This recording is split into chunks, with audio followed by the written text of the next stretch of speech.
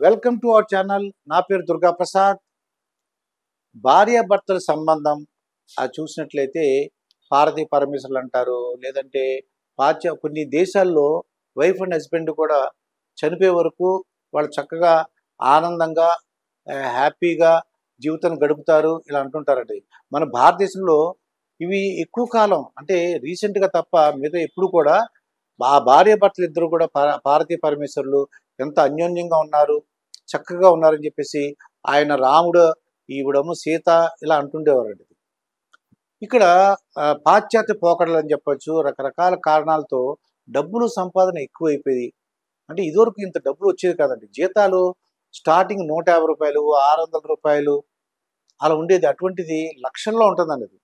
అప్పుడు స్టార్టింగ్ 150 రూపాయలు, 200, 400 రూపాయలు. అప్పుడు పెద్ద పెద్ద ఎస్పీలకి ఐఏఎస్ ఆఫీసర్లకి 400 రూపాయలు నెలకి స్టార్ట్ అయ్యేదండి. అది కూడా చాలా ఎక్కువైపోయిందని చెప్పేవారు వాళ్ళు. ఒక 50 రూపాయలు, 100 రూపాయలు దాచుకునేవాళ్ళు, సేవింగ్ చేసుకునేవాళ్ళు. అటువంటిది ఇప్పుడు ₹1,00,000 ప్యాకేజెస్ అండి. 2 లక్షలు, 3 లక్షలు, 4 లక్షలు, ఇంకా అది విదేశాలకు వెళ్తే ఇంకా ఎక్కువ రేట్లు.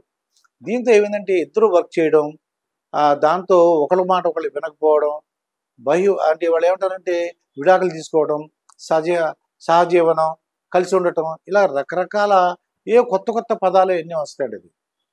అయితే కొన్ని వర్గాల వారు కానీ, కొన్ని తెగల వారు కానీ, కొన్ని మతాల వారు కానీ వాళ్ళు ఒకరికంటే ఎక్కువ, అంటే ఒక భార్య కంటే ఎక్కువ మంది భార్యలు ఉండొచ్చు. కానీ ఒక రాష్ట్రం ఉందండి ఇది, హేమంత్ బిశ్వ శర్మ, అస్సాం ముఖ్యమంత్రి గారు ఒక బిల్లును ప్రవేశపెట్టారు. అస్సాంలో ఏ మతస్థులైనా సరే, ఏ కులం వాళ్ళైనా సరే,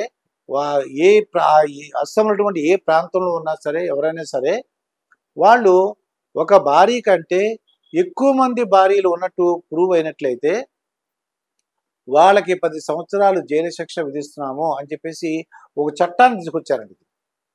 దీనివల్ల అంటే అది ఎక్కువ మంది భార్యలు ఉన్నారు, లేదంటే గొడవలు జరుగుతున్నాయి, ఆస్తి పంపకాలు గొడవలు వస్తున్నాయి, లేదంటే సరిగ్గా మొదటి భార్య అది పిల్లలు కలగలేదు, మొదటి భార్యకి పిల్లలు ఉన్నా లేకపోయినా ఆ భార్యతోనే ఉండాలి, లేదంటే వాళ్ళ పిల్లల్ని పెంచుకోవాలి, అంతే తప్ప రెండో భార్య చేసుకోవడానికి అవకాశం లేదు. ఇలాగా కొన్ని మతాల్లో మాత్రం ఏదో రకరకాల కారణాలతో వాళ్ళు 2-3 భార్యలు పెళ్లి చేసుకోవడానికి అవకాశం ఉందండి. కానీ అస్సాంలో మాత్రం ఆ పప్పులేం ఉడకవు. ఎవరైనా సరే ఈ కొత్త చట్టం పాటించాల్సిందే, లేదంటే ప్రూవ్ అయినట్లయితే 10 సంవత్సరాలు జైలుకి వెళ్లాల్సిందే. ఇది హేమంత్ బిశ్వ శర్మ గారు కొత్తగా ఒక చట్టాన్ని తీసుకొచ్చారు. అది మిగతా రాష్ట్రాలు అన్నింటిలో కూడా తీసుకొస్తారో లేదో చూద్దాం. మరి నిజంగా ఒక భార్య ఉండటం వలన వాళ్ళకి, అంటే రాముడు ఇవన్నీ మనం చూసాం, దీనివల్ల అంటే వాళ్ళకి ముందు మానసిక ప్రశాంతత ఉంటుందండి అనేసి వాళ్ళు అంటుంటారు అన్నమాట. ఎక్కువ మంది ఉంటే ఏమవుతుందంటే రకరకాల దెబ్బలాట్లు, ఏమని ఎక్కువ ఫస్ట్ భార్యను బాగా చూసావని, సెకండ్ భార్యని లేదంటే మూడో భార్యకి ఇబ్బంది, ఆ అమ్మాయికి ఎక్కువ డబ్బులు ఖర్చు పెట్టేస్తున్నావు, ఆ అమ్మాయికి ఎక్కువ ఆస్తి ఇచ్చావు, ఆవిడంటే ఎక్కువ ఇష్టం, ఈవిడంటే నేనంటే ఇష్టం లేదు, ఇలా గొడవలాక మనశ్శాంతి ఉండదని చెప్పేసి ఎవరైతే వాళ్ళకి 2-3 భార్యలను వాళ్ళు అంటూ విన్నానండి. ఇది కూడా అది అనారోగ్యపు అలవాట్లు అనమాట. ఏంటి అటువంటివి? ఆరోగ్యపు అలవాట్లు అంటే ఒక భార్య ఉండటం ఆరోగ్యపు అలవాట్లు.